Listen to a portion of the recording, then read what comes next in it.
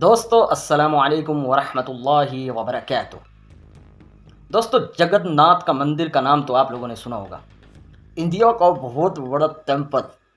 इसके अंदर जो राजा महाराजा हैं इस टाइम वो हैं ब्राह्मण, सारे ब्राह्मण जो कि अपने आप को सबसे अफजल समझते हैं। वो ये कहते हैं कि बकिया जितने भी साली जाते हैं ना वो हमारे नीचे हैं।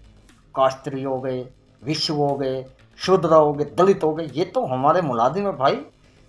हम हैं सबसे ऊपर ब्राह्मण। अब क्यों साले, तो क्यों ऊपर है और वो क्यों नीचे है? दोस्तों जगन्नाथ जो मंदिर है ना, सबसे पहले तो ये कहूँगा इस मंदिर को तोड़ो। इसके नीचे बुद्धिस्ट का मंदिर है, टेम्पल है। पवन मित्रा ने इसको तोड़ा था, बुद्धिस्ट के मंदिर को तोड़ा था और ये जगन्नाथ मंदिर बनाया था। इसको तोड़ना चाहिए और यहाँ पर बुद्धिस्ट का मंदिर बनाना चाहिए सबसे पहले तो भाई ये। अच्छा, दूसरे नंबर पे अब आता हूँ मैं ब्राह्मण सालों पर। ये जो ब्राह्मण साले हैं ना, साले अब साले ये ब्राह्मण साले जगन्नाथ मंदिर में चलती है देवदासियाँ।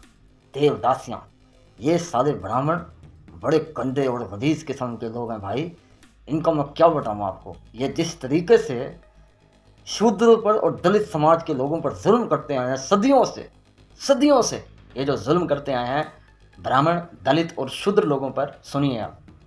देवदासियाँ, देव की दासी, भगवान की बीवी। साले ये क्या, ये भगवान की बीवियाँ, देव की बीवियाँ, देव की सुंदरियाँ।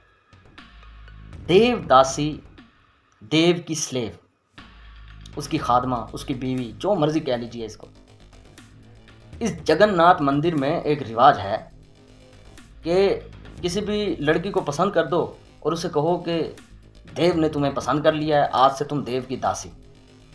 और वो बच्चियों की जो उम्रें होती हैं वो 6 साल से लेकर 12 साल के दरमियान होती हैं। इवन के ये शूद्र लोगों और ये जो होते हैं दलित लोगों के साथ ये कई दहाइयों से इस तरह का जुल्म करते आ रहे हैं। उनकी बच्चियों को उठा कर ले जाते हैं और कहते हैं कि देव ने तुम्हारी बच्चियों को पसंद किया है, आज से ये देवदासी है।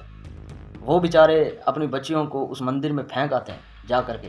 और ये साले ब्राह्मण, ये ब्राह्मण, मैं अब गाली नहीं दे सकता यहाँ पर, नहीं तो मैं इतनी गंदी गंदी गालियाँ दूँ इन सालों को। ये उन मासूम बच्चियों के साथ बलात्कार करते हैं और अभी भी ये रिवाज चल रहे हैं जगन्नाथ मंदिर के अंदर। सबसे बड़ा पुजारी, जिसको कोई भी लड़की पसंद आ जाती होगी, वो उसके पास जाते हैं, जी ये देव की दासी है, उसको उसी मंदिर के अंदर रख दिया जाता है। ये ब्राह्मण साले उन मासूम बच्चियों के साथ उनके जिस्म नोचते हैं और हमेशा से ब्राह्मण इस तरह की हरकतें करता आ रहा है। शूद्र और दलित को कहा जाता है कि ये भगवान के पाँव से जन्म लिया इन्होंने। ये क्या कॉन्सेप्ट है भाई, भगवान के पाँव से हैं? भगवान के पाँव से और मेरे मुंह में बड़ी अच्छी बात है, बस मैं कंट्रोल कर गया हूँ, नहीं तो मैं बताता हूँ कि पाँव से कैसे जन्म होता है भगवान के। शूद्र और दलित लोगों ने भगवान के पाँव से जन्म लिया भाई, इसीलिए उनको निचली जात कहा जाता है और उनका काम ब्राह्मण की सेवा करना है, गंद साफ करना। उनका हर जो भी करना चाहें ब्राह्मण लोग उस दलित और शूद्र के साथ कर सकते हैं। उनकी मजहबी किताबें पढ़ने का हक नहीं। शूद्र और दलित समाज के लोगों को पवित्र करने के लिए जब भी ये दलित और शूद्र के अंदर शादी होती है, अभी भी ट्राइबल्स जो एरियाज़ हैं इंडिया के, जब शादियां करते हैं दलित समाज के लोग, अपनी औरतों को पवित्र करने के लिए ब्राह्मण लोगों के साथ सुलाते हैं भाई। और अगर ये ब्राह्मण भगवत गीता पढ़ रहो और दलित और शूद्र उसको सुन ले तो शीशा पिघलाकर उनके कानों में डाल दिया जाता है। पूरी ज़िंदगी गाय का दूध खाते हैं और जब मर जाती है गाय तो फिर शूद्र और दलित को दे देते हैं, भाई तुम इसका चमड़ा उतारो, इसको खाओ, मुर्दा गाय दे देते हैं।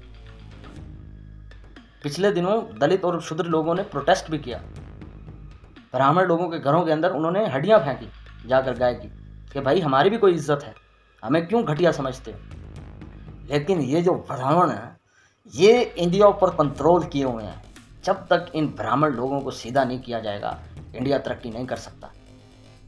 इंडिया के अंदर ब्राह्मण भी उसी तरीके से है जिस तरीके से शूद्र और दलित है।